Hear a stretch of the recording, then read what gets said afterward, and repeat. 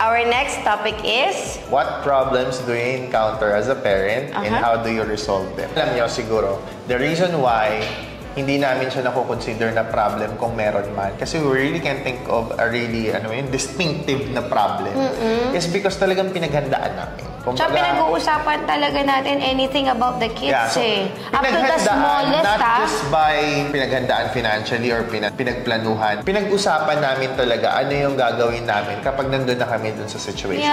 Parang ang problem namin is sino magbabantay sa namin, sa anak namin, sino maghahatid sa school.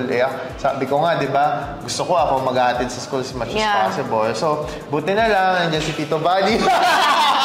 Nandiyan ang Mimi, nandiyan ang tita. Para sa mga tao na merong ganong support system sa buhay nila, sobra akong natutuwa, nakakatuwa na may ganon silang support system. We're blessed to have people that surrounds us na makakatulong sa amin.